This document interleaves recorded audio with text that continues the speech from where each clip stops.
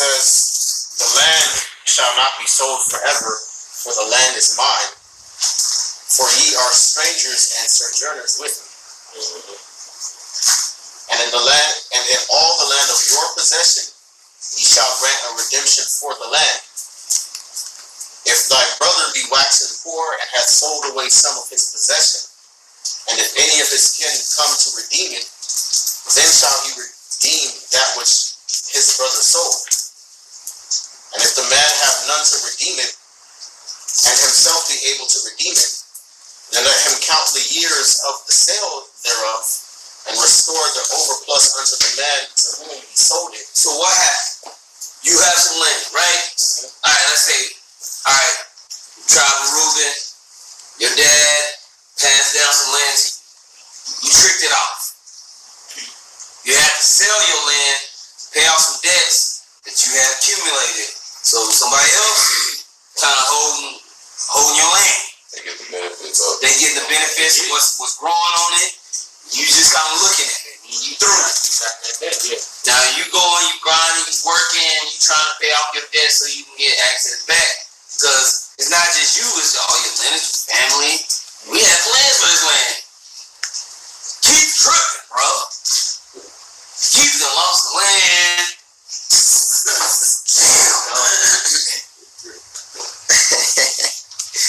Alright, so you working to try to get everything back together, right? Keep reading.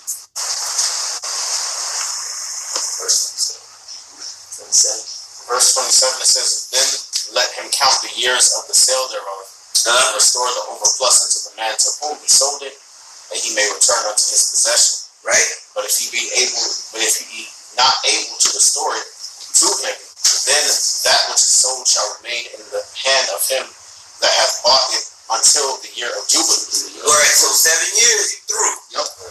That's a lot of money. Yep. Man, depending on how much land, that's a lick. Go ahead.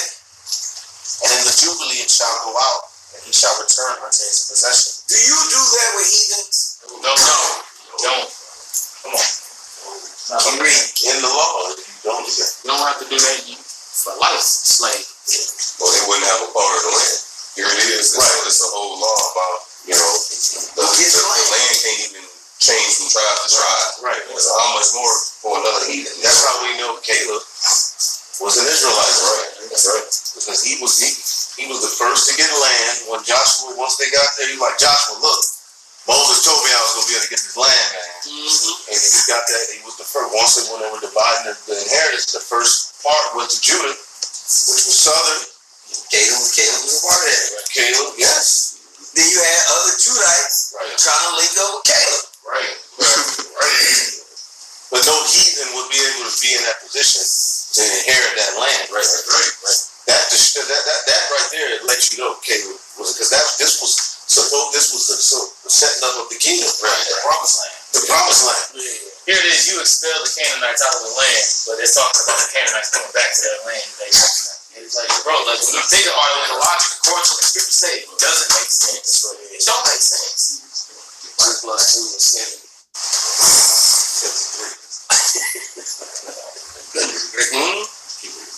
Verse 29, and if a man sell a dwelling house in a walled city, then he may redeem it within a whole year after it is sold. Within a full year may he redeem it. And if it be not redeemed within the space of a full year, then the house that is in the walled city shall be established forever to him that bought it throughout his generations, and shall not go out in the Jubilee. Hey. Come on, man. After a year, you're going to buy it another bag. Yeah. Yeah. Got a year. Get it. What verse you in? I'm in verse 30. Let's skip down to 35. Verse 35, it says, and if thy brother be waxen poor, and fallen in decay with thee, then thou shalt relieve him, yea, though he be a stranger or a sojourner, that he may live with thee. So if your bro in this land over here, he through, when he come over, he like, man, just like what happens today. A brother falls out with his girl, situations get jacked up, he calls you and say, hey, man, you tripping, bro. Can I stay with you, bro? Nah, man. What's going on, man? You come stay with you. What you tell them? I just need you to put down some rent. Put down rent. Because if you let a brother come stay with you and you don't make him pay rent, you all gonna start fighting. I guarantee you y'all start fighting quick. Right. Maybe a few months. Maybe 3 months you gonna be like this. Everything he do gonna make you mad. So if a brother come now I'm teaching this is a lesson right here. Is that a school? Yeah. Don't watch this. You know, if a brother comes stay with you, make him pay a little bit of rent. Hold him accountable. So it's the same thing, man. It's the same thing. It's such the same thing. It's funny. So brother fall out. What happens? He's a stranger in your house. You moving him in. He's sojourning. That's right. Do you understand? Right. Because he's just passing through. He's not going to be there permanently. It's like Minority Report. Do you see? They're charging rent, but don't charge interest. Right. So, and if he happens to not have it, you work with him. But eventually, he's being putting him in a mindset of getting in a position where he can. You wash the dishes all week till you get the money up. Well, hey, but he should have that mindset to do that anyway. Right. But I'm not going to tell you this is what you're going to do. If a brother come in, but if he ain't doing it, you got to tell him. Yeah. You can't allow him to just sit there. But brothers should already have that mind. If I'm into a brother's house, I'm going to clean up after myself and be extra. Because shit. Yeah. But the whole point is you treat him like a brother. He's a sojourner. He's coming. So here's an example in the Bible where we're showing you how people coming from another place of lower, like they don't have nothing. They're coming in where they are called strangers and sojourners. When the Israelites were crossing over through the wilderness into the land of Canaan and establishing themselves, there were extended Israelites that were hearing the fame of what was going down, and they were coming in to be down. They were strangers and sojourners coming into this. Right. Just like today. I got a precept. Do you understand does this make sense what I'm saying? We have to understand that dynamic. Right. Were there other nations, natural heathens there? Nakar. Yes. But the Bible shows you the difference between how these people are treated. Right. Exactly. I'm supposed to rule over your brother with rigor. I think it tells you in Exodus 21. Did the other nations benefit from being attached to us? Yes. Absolutely. They were not saved. They were not empowered like that. Right. They were not. They Inheritance right. They didn't get none of that. Like Abimelech and Abraham. They wasn't part of the promise. They wasn't part of the covenant. They was in the past when you sit your ass in the back. Wash up good, circumcise yourself. It's cute. Because even in the kingdom, they're going to have to circumcise. Yes.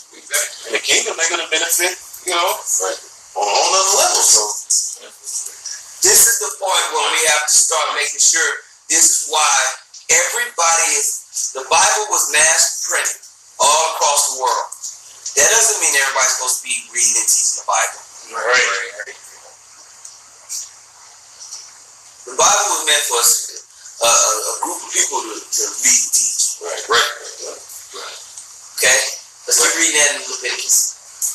Verse 26. It says, "Take thou no usury of him or increase. Fear thy God." Wait a minute. We got to get the scripture where it says you can put usury on the heat. Read that again and then read that one. We can't put usury on it. I got it. Sure. Now read what you just said. It says, "Take thou no usury of him." I got one in It Exodus. says, take thou no, read it again. Leviticus 25:36. "Take thou no usury of him Right. or increase, but fear thy God, that thy brother may live with thee." Right. And he's likened it to a stranger. Now let's read the other way you handle it. I got one. Go ahead. This is Exodus 22:25. It says, "If thou lend money to any of my people that is poor by thee, thou shalt not be to him as a usurer, Neither shalt thou lay upon him usury. Right. Now go to the one with the heathen. Deuteronomy 23. And 19. Sorry, 19. Thou shalt not lend usury upon thy brother, usury of money, usury of victuals, usury of anything that is lent upon usury. Go ahead. Verse 20. Unto a stranger thou mightest lend upon usury, but unto thy brother thou shalt not lend upon usury. That the Lord Yahweh thy power may bless thee, and all that thou settest thy hand into thy land, whither thou goest to possess. Right, and both can be likened unto strangers in the scriptures. Right. But there's different qualifications that we must focus on if we're going to be talking about the Bible.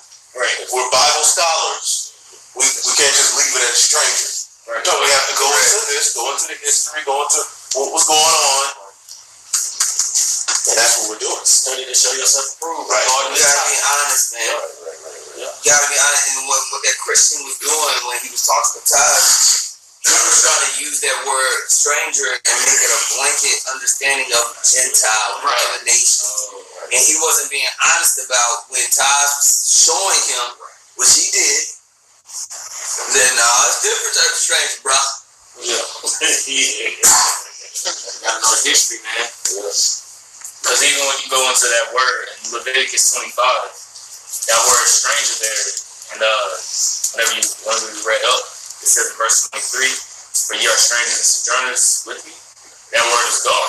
Yeah. When you go in Deuteronomy 23, verse 20, that word stranger there is Nakar, which goes into an alien or a foreigner. So you gotta understand it. You gotta discern, okay, which stranger is this talking about? That's right. In Isaiah 14, the stranger shall be joined unto them. The word is God. Basically, going back to that, a stranger, and that's the large multitude. They're going to be joined with the tabernacle of David. Like, they have rights. They have inheritance rights under the 140, under Yahushua and the 144,000. They're going to be, they got their part. Yep. And it's really through the spirit. You gotta be guided through the spirit. Even on that point, there are scriptures where it's Nakar. And it's Right. So it's really, through the spirit. You gotta follow how the law say. That's right. It goes according to when you see a scripture that may seem like it's leaning towards this, but there's 20 other. The Bible don't contradict. It's not broken. Right. And then the way that they try to describe it, the scriptures is broken. Right. So because it's just like it contradicts itself. Right. You don't have to take none of this into account. You know what I'm saying? I take all of this into account. But it just doesn't make sense. Right. Are we done with that Leviticus 25? It's a lot more. Okay, go ahead, Champ. It's a lot more in there. This is Leviticus 25 and 38. I am the Lord your God, which brought you forth out of the land of Egypt, to give you the land of Canaan, and to be your God. And if thy brother that dwelleth by thee be waxen poor, and be sold unto thee, thou shalt not compel him to serve as a bondservant. Now, can an Israelite in the law be sold into another Israelite? Yes. But he's going to serve in your house, but there's a different way you treat him. Oh, yeah, Leviticus 25. Yep. That's it. That's the chapter. Verse 40, it says, but as an hired servant and as a sojourner, he shall be with thee. So you're not treating him as a bond servant, you're treating him as a hired servant, right? An employee. He's like an indentured servant. He has his inherited The rights. stuff he has access to, the stuff he sees. He got rights. With your slave. Right. He don't have access to. It's an opportunity for him to come up. That's how it is. If you go through hard times and he move into your crib with you, you give him what? Reduced rent, he's staying with you, you helping him out, he working his job, but you taking all his money? No. That's an opportunity for him to do what? Come up. I just need to get on my feet, bro, stack my bread. Yep. And that's why after, I believe, was it 7 years? Yeah. He had saved up enough. If he wanted to stay and say, I'm yours, you put the all in his ear. But if not, he ultimately can go set up his own thing. Exactly. And that's a blessing. That's right. This is culture. That's right. This is true culture.